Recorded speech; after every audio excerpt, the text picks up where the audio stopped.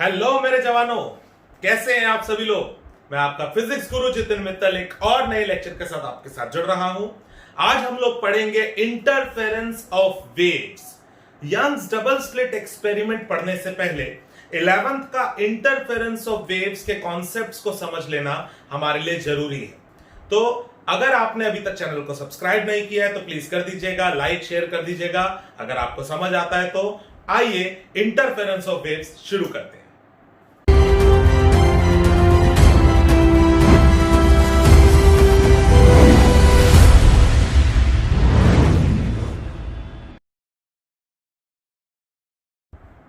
तो क्या है दोस्तों इंटरफेरेंस ऑफ वेव्स।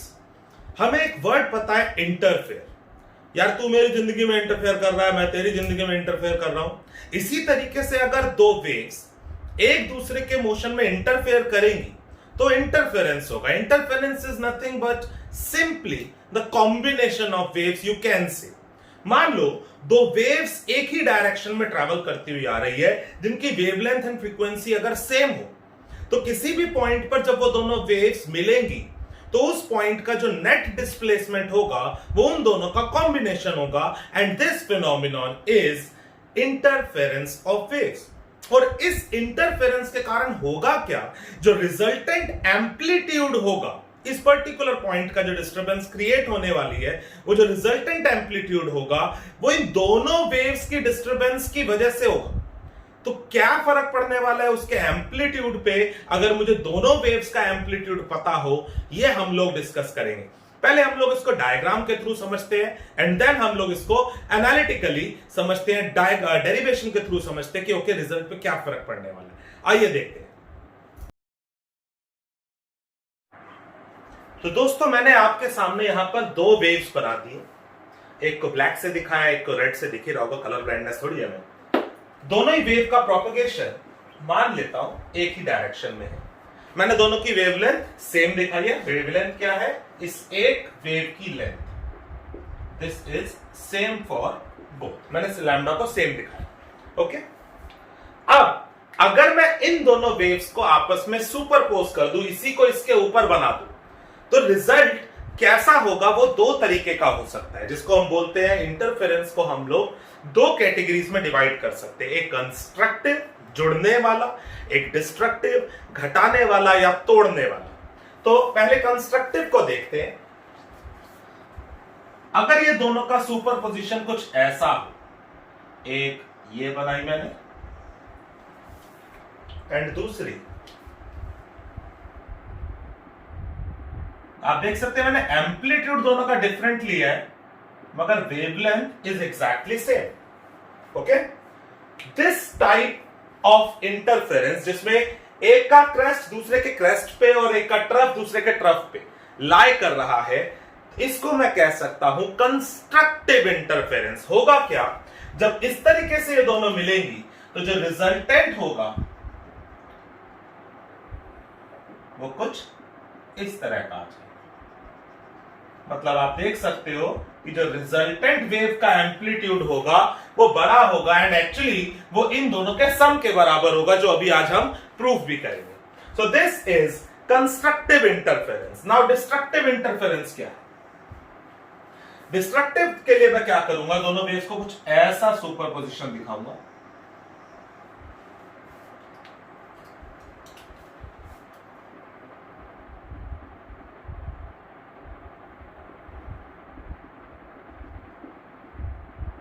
अब देख सकते हो मैंने एम्पलीट्यूड को डिफरेंट दिखाया है। इन दैट केस आप देख सकते हो ब्लैक वाले का क्रस्ट रेड वाले के ट्रफ पे लाई कर रहा है, तो ये दोनों एक दूसरे को माइनस करते हुए दिखाई दे रहे हैं। एंड इन दिस सिचुएशन जो रिजल्टेंट वेव बनेगी that will be like something like this. आप देख सकते हो जो रिजल्टेंट वेव बनी उसका एम्पलीट्यूड घट गया। This is constructive interference and this is destructive interference। तो क्या इस डायग्राम से यह पता चल रहा है कि ओके इंटरफेरेंस कंस्ट्रक्टिव कब होगा और डिस्ट्रक्टिव कब होगा। तो चलो आओ अब कंडीशंस देखते हैं कि कब दो वेव्स, ऐसी दो वेव्स कंस्ट्रक्टिवली एक दूसरे को इंटरफेयर कर सकती है और कब डिस्ट्रक्टिवली इंटरफेयर कर सकती है, डायग्राम के थ्रू कंडीशन समझने की कोशिश करते हैं एंड देन उसके बाद हम लोग एनालिटिकली इसको समझेंगे। आइए देखते हैं। दोस्तों मैंने यहां पर दो वेव्स बना दिए। मैं इस डायग्राम के थ्रू आपको कंस्ट्रक्टिव की कंडीशन समझाऊंगा और इस डायग्राम के थ्रू डिस्ट्रक्टिव की कंडीशन समझाऊंगा। तो देखते हैं क्या कंडीशन होनी चाहिए कंस्ट्रक्टिव इंटरफेरेंस की। अगर मैं ये वेव ऐसी है और जो दूसरी वेव है उसको एग्जैक्टली इसी पॉइंट से अगर स्टार्ट कर दूं,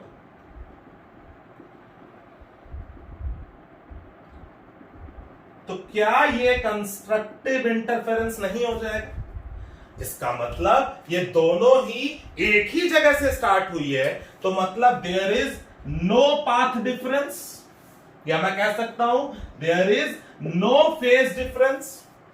फेज जब मैं समझाऊंगा, जब मैं एसएचएम आपको समझाऊंगा तो मैं फेज और फेज डिफरेंस डिटेल में समझाऊंगा।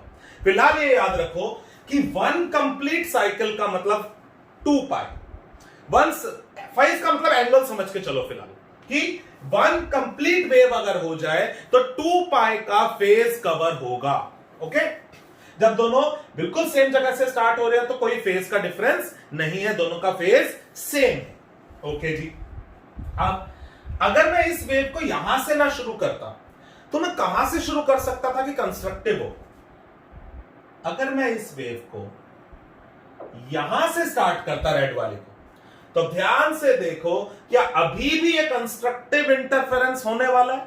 इसका मतलब अगर मैं कहूं कि ब्लैक वाली वेव और रेड वाली वेव के बीच पाथ डिफरेंस पूरी एक वेव का है, यानी पूरी वन वेवलेंथ का है पाथ डिफरेंस, और फेज डिफरेंस पूरी एक वेव का यानी पूरी एक साइकिल का है, जो कि कितना है 2 पाई। अगर मैं इसको यहां से भी ना शुरू करके यहां से शुरू करता तो भी अगेन ये कंस्ट्रक्टिवली इंटरफेयर करते।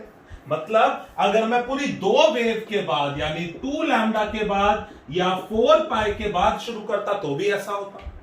तो क्या मैं कह सकता हूं 2 वेव्स कंस्ट्रक्टिवली तभी इंटरफेयर करेंगी जब उन दोनों वेव्स के बीच का पाथ डिफरेंस 0 हो, या पूरी एक वेव हो या पूरी 2 वेव हो, 0 लैम्डा 2 लैम्डा 3 लैम्डा, या मैं कह सकता हूं n lambda. And similarly, for phase difference, I can write 2n pi. 0, 2 pi, 4 pi, 6 pi. समझ में आई है बात? तो चलिए आइए डिस्ट्रक्टिव को सोचते हैं। रेड वाली को कहां से शुरू करूं कि डिस्ट्रक्टिव आ जाए? मुझे क्रस्ट पे ट्रफ को ड्रॉ करना है, तो सोचो क्या ऐसा कुछ नहीं बनाना चाहिए था मुझे? बिल्कुल सही सोच रहे हो सर, मैंने यहां एम्पलीट्यूड गलती से सेम बना दिया, चलो अलग अलग हो गया। तो अब यहां पर देखो ये ऐसा हो रहा है तो डिस्ट्रक्टिव है, तो ये वाली ब्लैक वाली वेव यहां से शुरू हुई थी और रेड वाली यहां से, तो इन दोनों के बीच का पाथ डिफरेंस कितना है? आधी वेव का, यानी path difference for destructive interference is lambda by 2। तो फेज डिफरेंस कितना होना चाहिए? आधी वेव यानी आधी साइकिल यानी पाई। अब मैं इसे यहां से ना शुरू करता तो कहां से शुरू करता कि डिस्ट्रक्टिव हो जाता? 1.5 वेव के बाद देखो, तो 1.5 वेव का मतलब क्या हुआ? 3 लैम्डा बाय 2 और 3 पाई। भाई पूरी एक साइकिल हुई 2 पाई, फिर आधी पाई। सेम इसी तरीके से मैं यहां से भी शुरू कर सकता था, 5 लैम्डा बाय 2, 5 पाई। तो क्या मैं ये बोल सकता हूं कि डिस्ट्रक्टिव के लिए general condition is 2n minus 1 lambda by 2? भाई 1 2 3 4 पुट करने पर चेक कर लेना यही बन रहा है नहीं बन रहा, और नहीं अगर समझ आया ये कैसे बना, अरिथमेटिक प्रोग्रेशन आपको पता है, first term second term third term nth term का फॉर्मूला आप बना सकते हैं। Okay, and similarly phase difference के लिए आई can right 2n minus 1 into pi. तो 2 वेव्स कंस्ट्रक्टिवली कब इंटरफेयर करेगी? जब उनके बीच का पाथ डिफरेंस n लैम्डा हो और फेज डिफरेंस 2n पाई। और 2 वेव्स डिस्ट्रक्टिवली तब इंटरफेयर करेगी जब path difference 2n minus 1 lambda by 2 हो या फेज डिफरेंस 2n माइनस 1 पाई हो। कुछ बुक्स में आप इसको 2n प्लस 1 लैम्डा बाय 2 भी लिखा हुआ देखोगे, जो भी गलत नहीं है। इन दिस सिचुएशन n की वैल्यूज को मैं 0 से स्टार्ट कर रहा हूं, 0 1 2 3, ठीक है। यहां पर 1 से स्टार्ट कर रहा हूं। Similarly I can right this also, but AP वाले जब कॉन्सेप्ट से चलोगे तो आपके पास यही फॉर्मूला बनेगा और आपके लिए आसान भी रहेगा, क्योंकि आपको समझ आ जाएगा n को 1 से लेना। समझ में आया दोस्तों? कोई प्रॉब्लम? तो आइए अब इसको डिराइव करते हैं मैथमेटिकली कि ये फॉर्मूलाज मेरे पास कैसे आएंगे। आई होप फिगर से तो आपको समझ आ गया होगा कि कंस्ट्रक्टिवली क्या हो रहा है और डिस्ट्रक्टिवली क्या हो रहा है, कंडीशंस क्या है। एंड यही आपको याद रखना है मेरे बच्चे, जब मैं यंग्स डबल स्लिट एक्सपेरिमेंट कराऊंगा तो यही कंडीशंस आपको याद रखनी है। ओके, आइए स्टार्ट करते हैं कि एनालिटिकली इसकी रिजल्ट्स की डेरिवेशन कैसे होगी। बच्चे, फॉर एनालिटिकल ट्रीटमेंट आप लोगों को ट्रिग्नोमेट्री में थोड़ा सा स्ट्रांग होना पड़ेगा, ठीक है। तो जिनका मैथ्स नहीं है, जिनके पास, वो अगर अपने उन फ्रेंड्स की हेल्प ले लेंगे जिनके पास मैथ्स है, जिनको ट्रिगो आती है, तो बेहतर रहेगा। क्योंकि आप इस पर्टिकुलर कॉन्सेप्ट में मैं ट्रिगो के कुछ कॉन्सेप्ट्स इस्तेमाल करूंगा जो आपको आने चाहिए। तो एक काम करते हैं, दो वेव्स मान लेते हैं। लेट्स से एक को मान लेता हूं a sin omega t minus K x, and एक को मान लिया मैंने b sin omega t minus K X plus five. मैंने लेट कर लिया कि दोनों के बीच कुछ फेज डिफरेंस है, दोनों का एम्पलीट्यूड मैंने डिफरेंट ले लिया। तो according to superposition principle y is equal to y1 plus y2 हो जाना चाहिए। तो a sin omega t minus K X plus b sin omega t minus K X plus five. मैं थोड़ा सा जल्दी जल्दी इसे करूंगा, इसको एज इट इज रहने देता हूं। यहां पर मैं लिख सकता हूं इसे sin a प्लस b, तो sin a cos b plus cos a sin b। Okay, अब मैं ये वाली टर्म ध्यान से देखो तो इन दोनों में कॉमन दिख रही है, ले लेते हैं जी common. sin omega t minus X K X रखा, a बचा, b cos फाइव बचा, plus b cos omega t minus K X और इनटू में sin फाइव। ये मेरे पास y है, रिजल्टेंट वेव की इक्वेशन, डिस्प्लेसमेंट की इक्वेशन। बच्चे, y1 और y2 की फॉर्म देखो, स्टैंडर्ड फॉर्म किस फॉर्म में, तो जो रिजल्टेंट वेव है वो भी उसी फॉर्म में होनी चाहिए। तो उस फॉर्म में उसे बनाने के लिए यहां पर मुझे मैथमेटिकली साफ दिखाई दे रहा है कि मैं इसे साइन की फॉर्म में ला सकता हूं। कैसी फॉर्म चाहिए मुझे? समथिंग यानी एम्पलीट्यूड इनटू साइन समथिंग, यही चाहिए। तो मैं यहां पर इसको साइन की फॉर्म में ला सकता हूं। मुझे sine into something plus cos into something दिखाई दे रहा है। तो ये जो मैं समथिंग और समथिंग बोल रहा हूं, अगर मैं इसे sign A cos B plus cos A sine B की फॉर्म बना दूं तो ये साइन ए प्लस बी बन जाएगा। तो मैं क्या करूंगा, मैं पुट करता हूं या लेट कर लेता हूं। Let's say A plus B cos five को मैं कुछ आर कॉस थीटा मान लेता हूं, एंड बी साइन फाइव को अगर मैं कुछ आर साइन थीटा मान लू तो y मेरे पास क्या बन जाएगा, sine omega T minus K X into में R cos theta plus cos omega T minus K X into में आर साइन थीटा। मैं चाहूं तो इस आर को कॉमन ले सकता हूं इस पूरे से।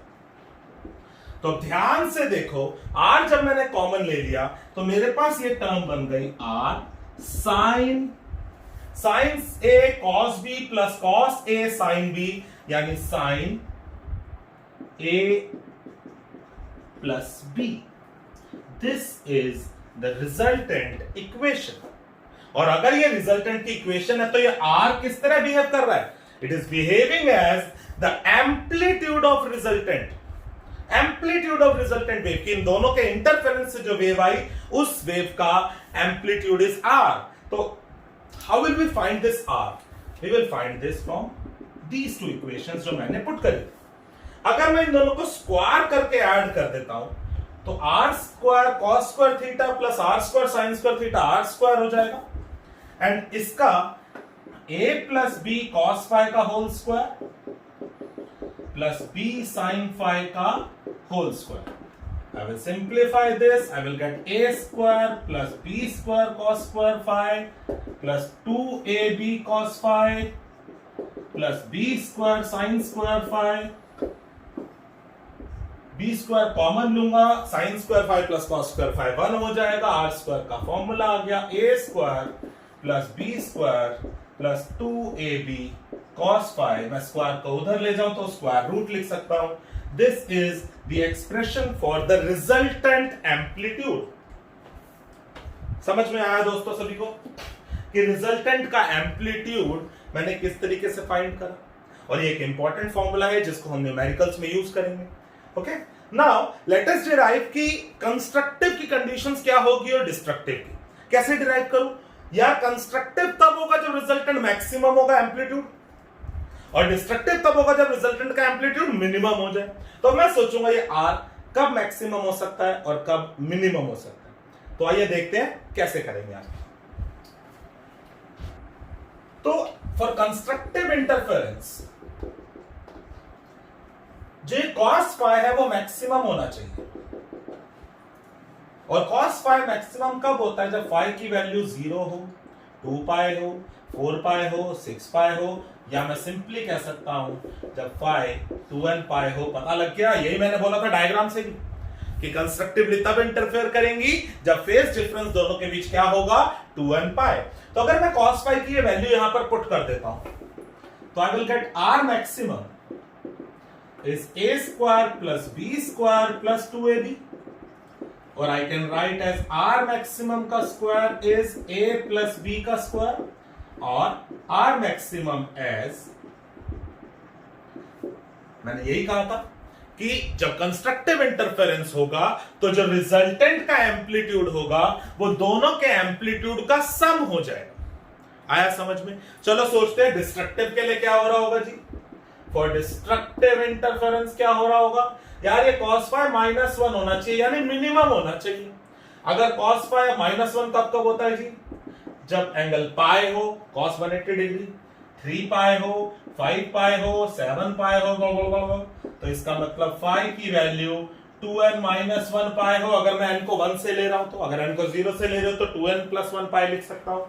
तो अगर मैं cos फाई की वैल्यू यहां पर पुट कर देता हूं तो r मिनिमम का square is a square plus b square minus 2ab. I can write r minimum का square as a minus b whole square, और भाई दोनों ही तो सेम है. ठीक है, इट डिपेंड्स, जो बड़ा होगा उसमें से आप छोटा घटा दो. तो r मिनिमम का जो रिजल्ट आया वो या तो a माइनस b होगा या b माइनस a. कोई प्रॉब्लम दोस्तों यहां तक? तो मैंने आप लोगों को डायग्राम के थ्रू समझाया था कि कंस्ट्रक्टिव और डिस्ट्रक्टिव की कंडीशंस क्या क्या होगी, और अब मैंने इस डेरिवेशन के थ्रू भी आपको समझा दिया कि कंस्ट्रक्टिव और डिस्ट्रक्टिव की कंडीशन क्या होगी. मैंने फेज डिफरेंस फाइंड कर दिया दोनों के लिए, कंस्ट्रक्टिव के लिए और डिस्ट्रक्टिव के लिए.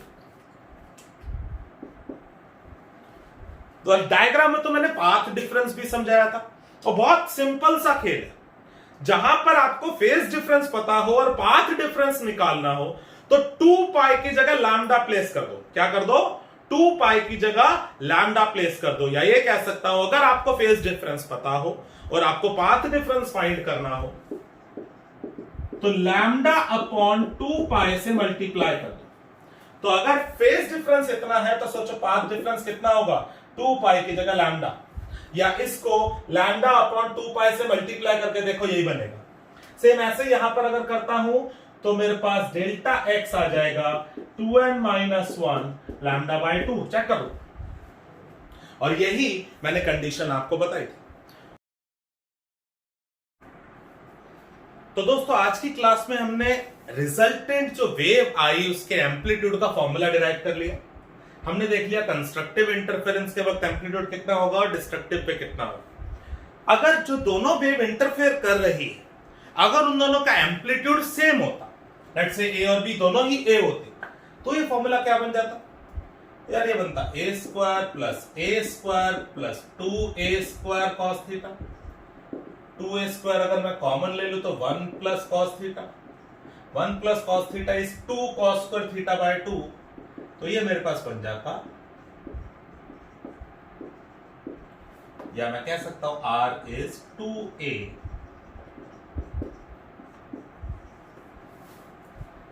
ये बन जाता मेरे पास 2A और ये बन जाता Z।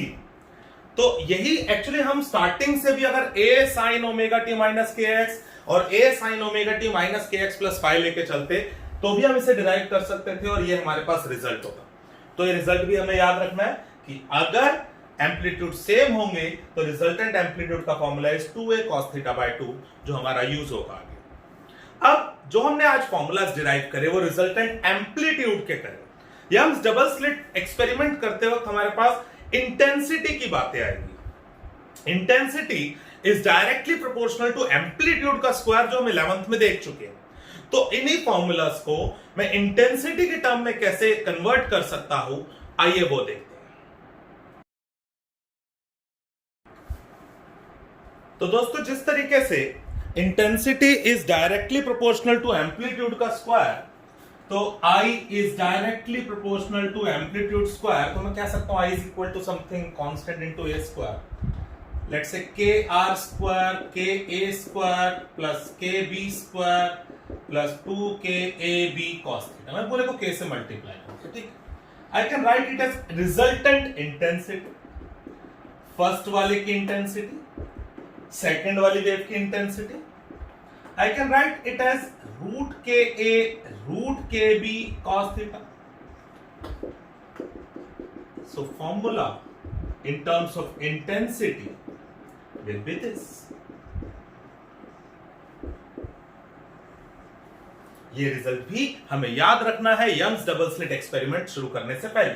अगर मैं इसी में कंस्ट्रक्टिव की बात करूं तो cos थीटा को 1 रख दूंगा, so I max comes out to be I1 plus I2 plus 2 root I1 I2, which comes out to be root I1 plus root I2 का whole square, and similarly I minimum is I1 plus I2 minus 2 root I1 I2, which comes out to be root I1 minus root I2 का whole square.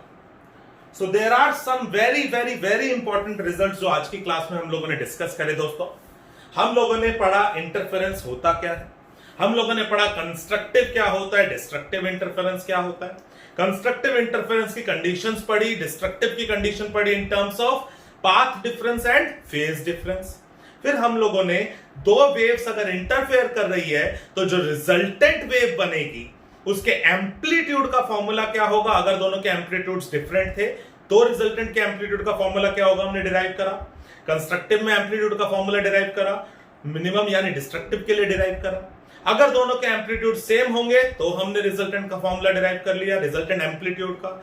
And अगर दो waves आपस में interfere कर रही है किसी पॉइंट पर, और अगर किसी जगह पर किसी पॉइंट पर दोनों की वजह से इंडिविजुअली इंटेंसिटीज I1 और I2 थी, तो दोनों के मिलने के बाद, इंटरफेरेंस के बाद जो रिजल्टेंट इंटेंसिटी होगी उसका formula is this. Okay, and constructive interference के लिए और डिस्ट्रक्टिव के लिए। तो ये सभी फॉर्मूलाज अगर हम लोग याद रखेंगे, जो कि हमें समझ आ गए हैं, याद रखेंगे तो बहुत फायदा होगा हमें नेक्स्ट लेक्चर में, जो कि है very interesting, Young's double slit experiment. अब हम पूरी तरीके से तैयार है यंग्स डबल स्लिट एक्सपेरिमेंट को समझने के लिए। तो मेरे दोस्तों जो भी प्रॉब्लम आपको लगे, प्लीज जो सा भी आपको फील हो इस लेक्चर को देखने के बाद कमेंट सेक्शन में मुझे जरूर बताइएगा।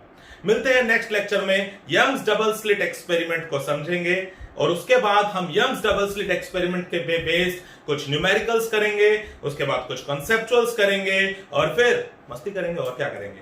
Love you all, like subscribe share कर दीजिएगा यार। Love you, bye bye.